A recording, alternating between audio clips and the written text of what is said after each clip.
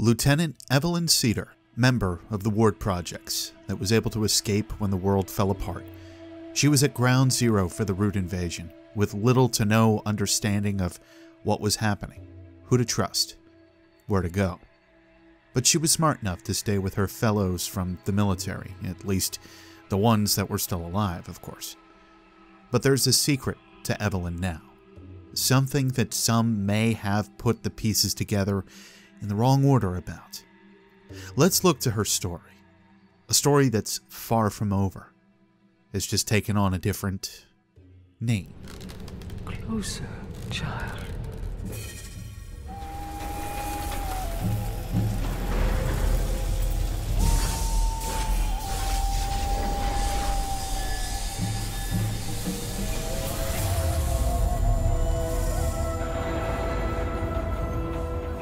Hey everybody, it's your buddy Beard Grizzly, and I've kept this little secret to myself for a little while now. If you've read the journals around the church and the ward, then you may have a really good idea what's going on with Evelyn today. But if not, well, let's get to the bottom of it. Most of the early information we have of Evelyn comes from a journal left to us in the ward at the very opening to Remnant. This journal was oddly left for us in the same room that we woke up in, and it houses a lot of early information for how some are experiencing the attack of the Root, as well as the early days of the collapse of humanity. In fact, the journal starts December 15th, 1968, and it could be the very day that Ward 13 went to hell, the very day that Earth started to experience the invasion of the Root, or at least within a few days of it all. That's always an arguable point. That being said, the bulk of our talk today will be housed within this first journal, and then a second, which is found on your journey around Earth. But enough of this, let's get into this journal. Evelyn's opening comments are basically on the events of what happened with the Root invading Ward 16 and 17. She talks about several of her fallen, or at least presumed dead, members on the project. Harsgard, Neville, Green, Parker, Mackenzie. Most of these guys were involved in some of the deeper projects that existed within Ward 16 and 17. So it's very important to keep most of these names somewhat in mind, at the very least. Especially one of them. But that's kind of alluding to something for later down the line. What should be brought up as more of a side note is that, and I kind of alluded to this last time in our look with Evelyn Ford, but largely a lot of this information that we find is going to allude to some of the stuff that Andrew also does in the early days of the Root invasion. So, for instance, one of those occasions is that Andrew actually cuts off any kind of passage back and forth from Ward 13 to Ward 16 and 17 at all. He basically puts down the Datla crystal, the world stone, and stops it from allowing anybody back and forth through it. We do also know, though, there are other methods to which Andrew is able to go back and forth between these stations. He doesn't need the world stone to do so, which is also kind of curious, because it means there are other methods in which he could leave the atoll, leave the island, and leave other places without the need of the world stone. So something kind of interesting to keep to the side of your head. But enough of that. This is about Evelyn, right?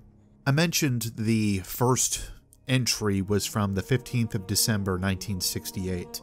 The second entry skips all the way to the 15th of April 1969. So this is at least 4 months ahead of everything.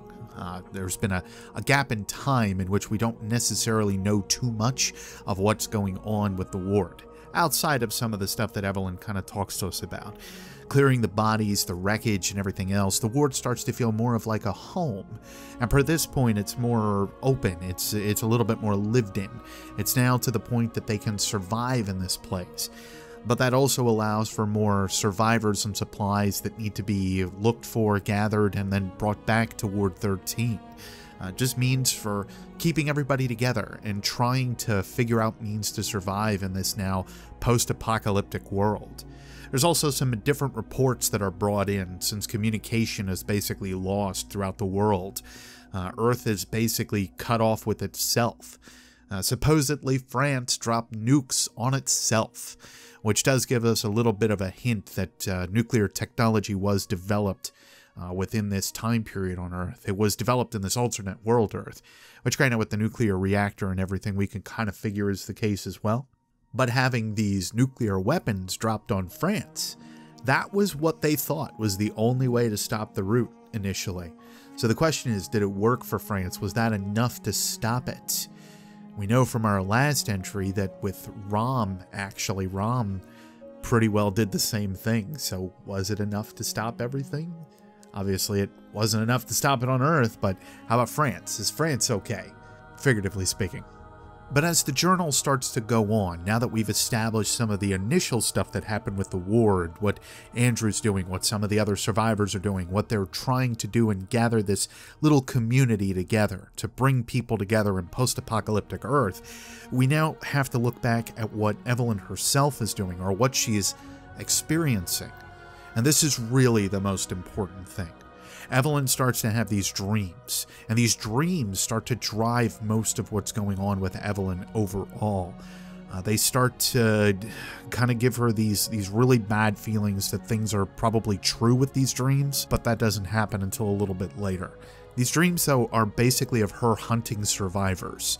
She comments on how real they feel and how things just feel a little off with everything. Like she wakes up, she feels kind of good about some of it, very uneasy, but she also is just having nightmares over them.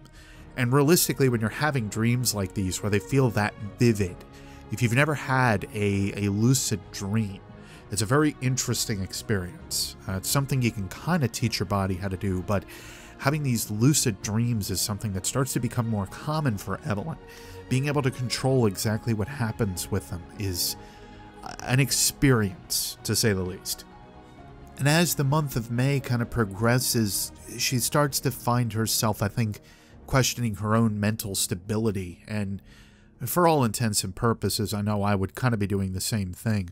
Between the dreams that she's suffering from and also the losses that they continue to suffer for small little tidbits of things and supplies that they realistically need to have in the ward. For instance, she loses quite a few people, or they lose quite a few people in the ward, all to get a hold of this water tower. And they have to tally the dead and everything and just take note of how many are now gone. And it's just this big shame. So it starts to really impact and wear on Evelyn as a whole. Unfortunately, this also continues on into June for her. She still is mourning the loss of everybody around her. She's still trying to figure out exactly what the point is of living at this point, to try to figure out why they're going on. This general loss of hope is something that is very important to kind of keep in mind with Remnant as a theme, but it's also very important to reflect on the early days of course, everything happening. I mean, everything being snapped up in a heartbeat on you, going from one general state of living to another, having everything and then nothing all at the same time in 5 seconds, just like that. That's pretty incredible to think about. She starts to have this affinity with Andrew, however. She starts to have a connection with him a little bit more.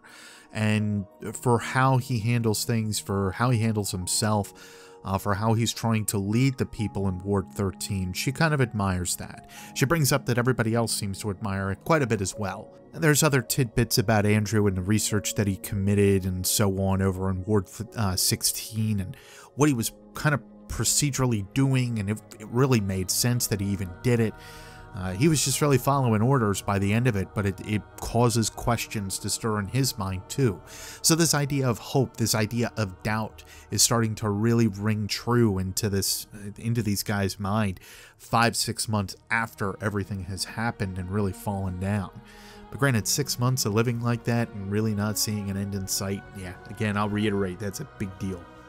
But in August, Evelyn has this very weird revelation.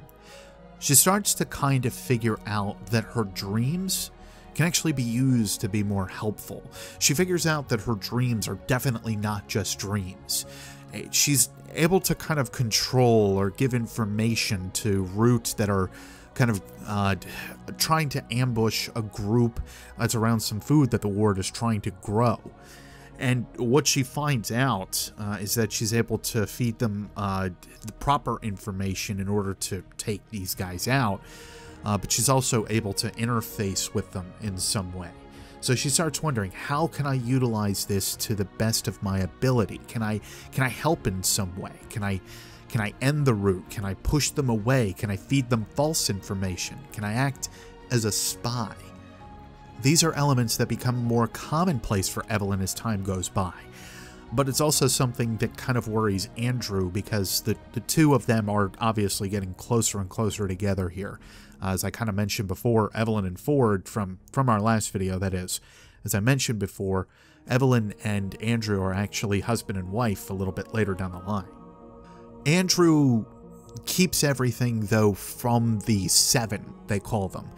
And this makes me think of the Council of Seven or something similar, which even during the Medici time period in Italy would have a really kind of weird connotation. But anyway, I figure it's more like the Seven founders and the original people that put everything together.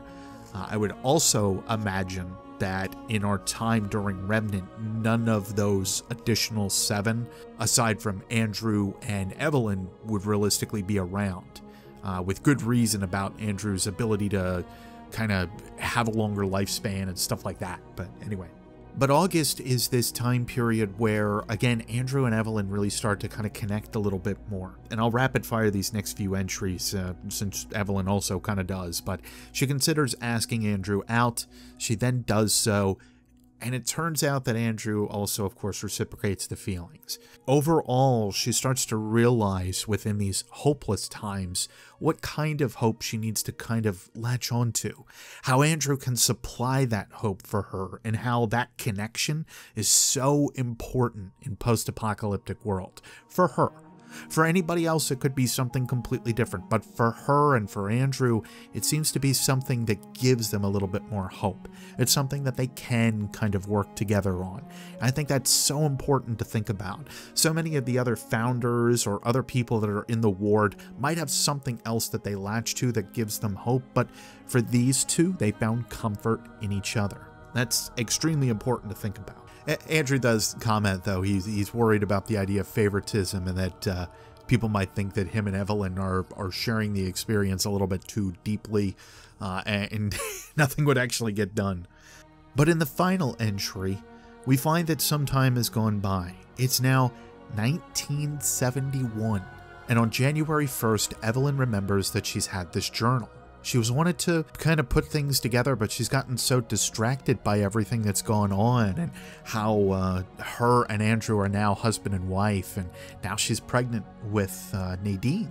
All of these important pieces are starting to kind of fall together.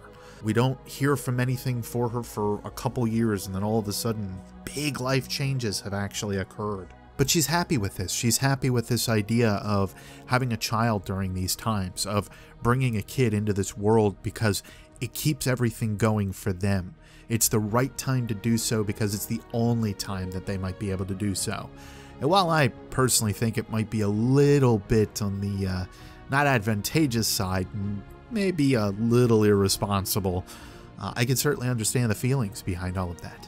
But this idea of hope, this predilection, this idea of continuing to do things regardless of the circumstance, is one of the biggest things about this journal with Evelyn. It's this idea of continuing to press on when all things seem like they're just falling apart. But this is just an early record of events, the first few years of becoming acclimated, not only to the new life that they would have to live, and now with a child to take care of. And she hasn't really mentioned anything more about the visions of the root or anything like that in her final entry in this book that we have. All of these pieces start to fall in place for the lieutenant. Let me also bring up that Evelyn is not the only one to speak about these visions, or more specifically, dreams. Wallace, the boy that wakes you up at the beginning of your adventure, has some of the same issues, and it's important to keep that in mind. It seems to affect everyone of all ages.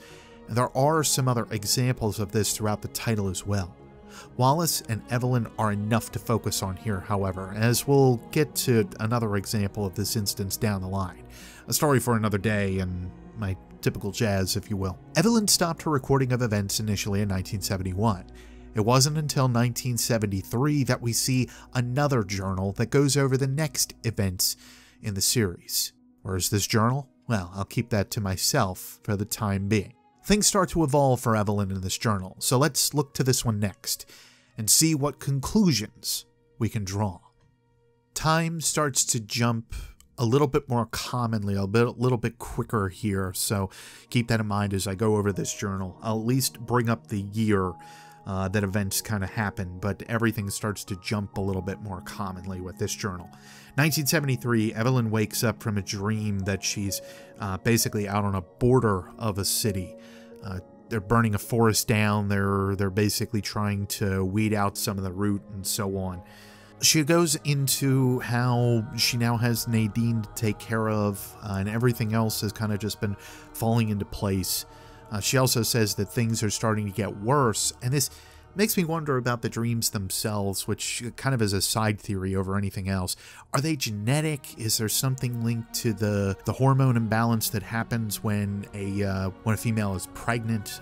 Is there something with the child that stopped these dreams for Evelyn immediately, and now they're growing in intensity? Or is it only because the root are now also becoming more active? I would kind of lean more towards the latter for the sake of ease in storytelling, but I don't think we can really push out the other options that kind of exist with this too. As time kind of went by, it seemed like she stopped talking about those dreams, even in her last journal as well. It's kind of up in the air for however you decide you want to interpret it. In 1974, Evelyn wakes from another dream, which basically she's using these journals more as like dream writings over anything else. Some she chooses to tell Andrew about, others she does not. This particular one was a little bit more vivid, and it's also trying or starting to paint this different picture about Evelyn and how she's starting to view these dreams, largely because of how this one in particular kind of molded her perception of everything. Let me better explain this by saying that this dream was so vivid that she was able to kind of take part in all of it, and she seems like she's having this connection with the root that is starting to make things feel good about performing these actions. Let me put it a different way, I guess, a little bit more succinct. The root are effectively, or at least implyingly here, infecting Evelyn's overall consciousness and causing her more so to feel better and better about the idea of killing scavengers and feeling more sad about the loss of root. The question is this something that the root have like an impulse that can send out? Is this part of the hive mind idea? Is there something where how she's working as a double agent in some ways, and that's really affecting her psyche and other methodologies? You know, the effects of the roots systems in how they affect themselves and how they infect others is a very interesting idea, or at least to me it tends to be a very interesting concept. We'll see this later with other characters as we go along, but how the hive mind affects the human mind is a very kind of big deal when it comes down to the way that Remnant kind of shows this off.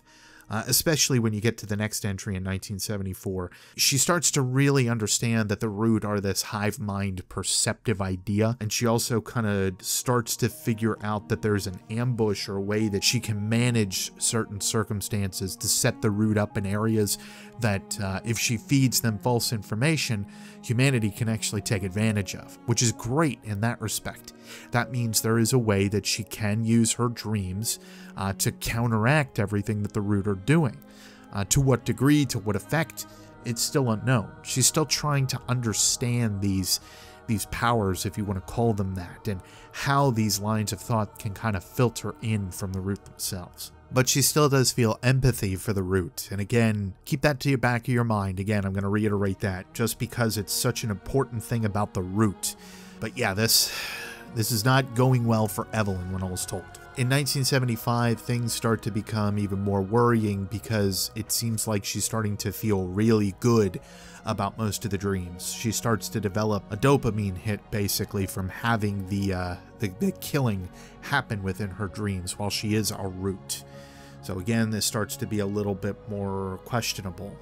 She's starting to really question herself. In 1976, Evelyn is still in the ward. She's still doing everything that she needs to, but she's still questioning herself. Like, how often is she dreaming and not writing it down, not recording it now at this point because she doesn't feel she needs to? How often does she really feel bad about this addiction with these dreams? Because that's kind of what it's turning into. And this is such a shift for this character because it goes from this idea of hope and being hopeful and finding family and finding comfort in that, and now suddenly shifting to this idea of addiction, this darker feeling that she has that the root is able to connect to her with. And that's kind of something, I think, for how the character develops. But nearly 13 years go by and Evelyn hasn't written a word in this journal.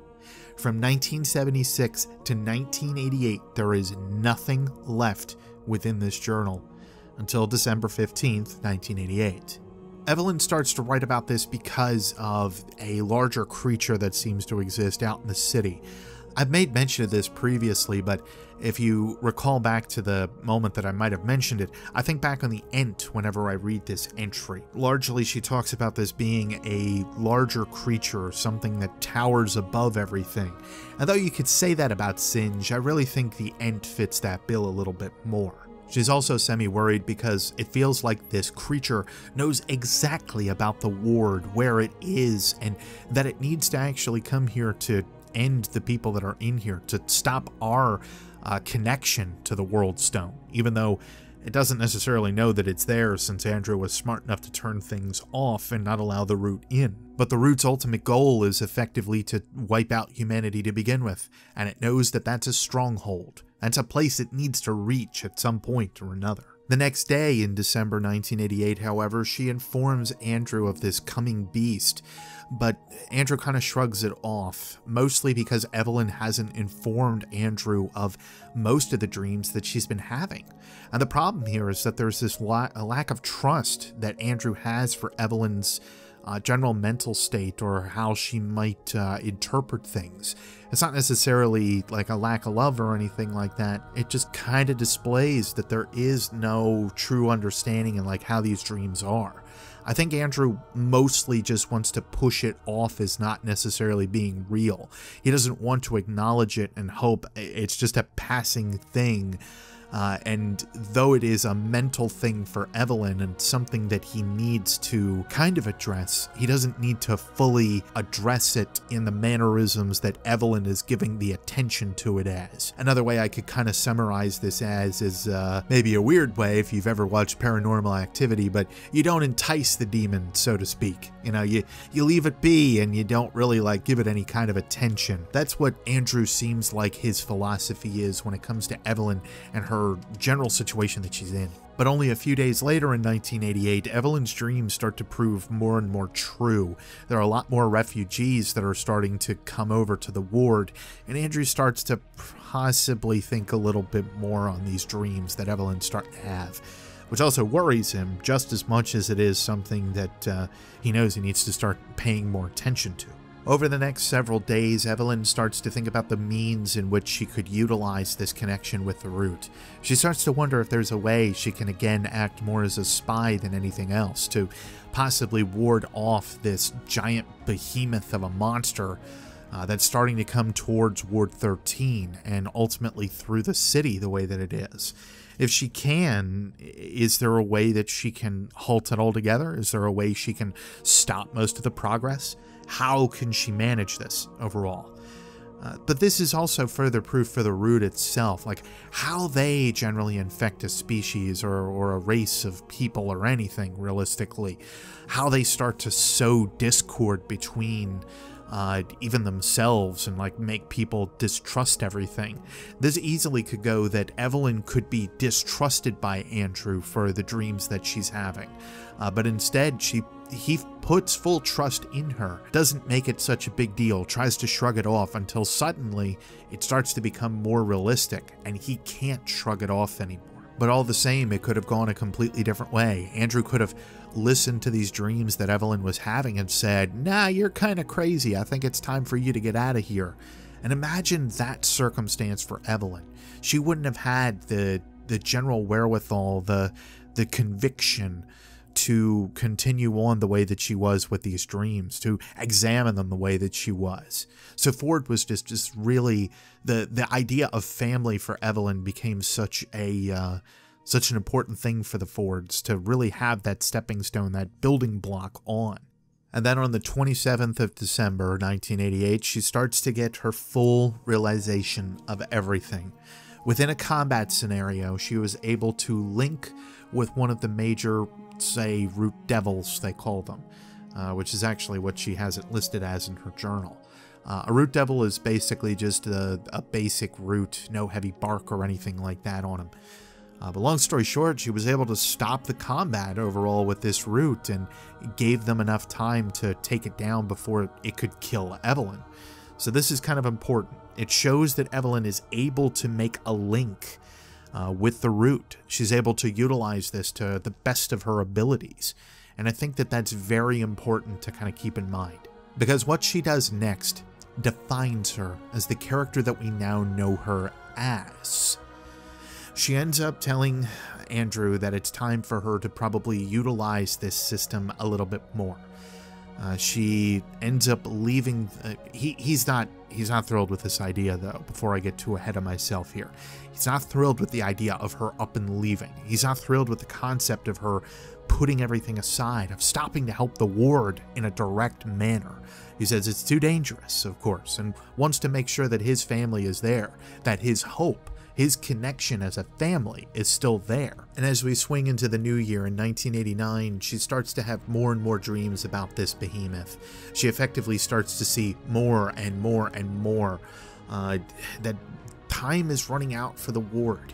Things are about done for them, and if she doesn't act soon, if there's a way that she could stop this thing from approaching the ward, she can't. And if there's a way that she can stop this thing from approaching the ward, she has to do it soon. And that's effectively what she does with the final entry. On January 5th, 1989, Evelyn decides to go to the old church, a place where the root is thickest. She leaves the logbook for either Andrew or anyone else that may end up coming through, or perhaps Andrew drops this off afterward with one of his visits over to this old church. It also gives us an understanding that she left these messages for Andrew overall to find, and to eventually understand more and more about what Evelyn was going through, and perhaps he even had no idea. And like anything, our choices have consequences. That's something else, a key element of Remnant that you need to always keep in mind. Anything that you decide to do has a consequence.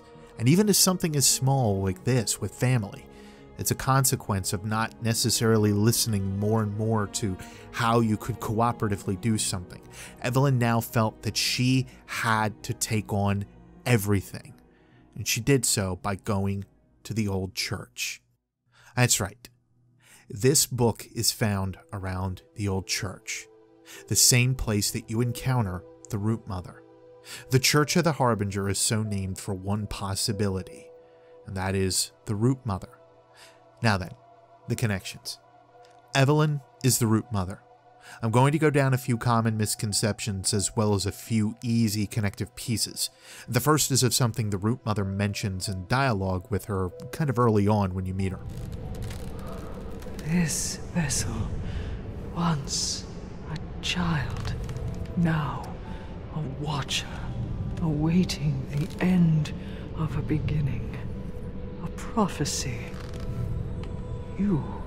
This line can be interpreted literally or figuratively. I've always viewed it as this vessel was once a child in mind, but now has grown beyond its years. This is not to be taken in the sense of this vessel was once a child in age. That right is reserved to another, but anyway. Let's also look at something we checked last episode. Ford's journals began in January of 1990. This is when Andrew began his recorded set of world walks to other spaces. This is when everything flipped on its head for Andrew. The ending date in Evelyn's journal is January 1989, and Andrew makes mention in his journal that some time has gone by since Evelyn did something. We're not entirely sure what. The dates line up almost too well. A year apart and a year still on Earth, where Andrew could try to find some means to attempt to save Evelyn from the Root or otherwise combat them. This gives depth to Andrew's fight, considering he's trying to help his wife from the clutches of the Root and from a fate that she feels she has to take. This gives depth to Evelyn even more, however. I would argue that Evelyn's courage to strap herself into the chair with the Root and try to use her power to communicate with the Root is something so over the top, something not unheard of, but certainly something inconsiderate of Andrew, something inconsiderate of her family, but so considerate of humanity and necessary in that regard. Again, it's the only action she felt she could take. And the reason for her to do so was to save the ward, of which could have been taken over within a few months or even weeks of time. And the behemoth that she speaks on in the journal, what was it? Again, was it the Ent? The largest of the creatures the Root seemed to have, along with the single-eyed crow, which I can't talk about yet, because Kronos isn't out yet. Not mad, I promise, but I'm sure excited to get into that one. It's actually a really cool little connection. Let's just say the Church of the Harbinger has a reason for being called that, especially when dealing with these crows, and when dealing with the Ent, which seems to be dormant now, not approaching anything at all. Was that Evelyn's doing? Did she stop at its advance? Did she stop Singe as well from attacking the ward? Was that Evelyn's doing? Did she stop the Ent's advance? Did she stop Singe as well from attacking the ward? What other instances lead to Evelyn stopping or giving false information to what the Root could be thinking of? How much or how far did her influence go? When you start to think about all of the behind-the-scenes actions that Evelyn has taken for the ward, when she says a spy serves no purpose, but a warrior might, this is a handoff. Her job is done. Her time in the Root is over. And it's her time to literally break free from those bonds and rip out into the world again, casting off the time she spent, some 50 plus years, within those bonds, protecting her family, all the while with her misinformation to the Root. For if she could give the Root information on what needed to be done against humanity to kill them, perhaps she could stop the Root from attacking the ward, and as much of humanity as she could. A spy, a double agent, a willing participant for the Root to have under their wing. No, Lieutenant Evelyn Cedar-Ford gave up years of her life and her mind as she knew it in order to help those that exist today. Be it a sense of duty or a sense of what was right or wrong, she gave up that time for herself, her family, the ward, and ultimately, humanity. She gave up her life to give us a chance. And so, when I say she is easily one of, if not the best character in Remnant, I hope you have a valued explanation as to why.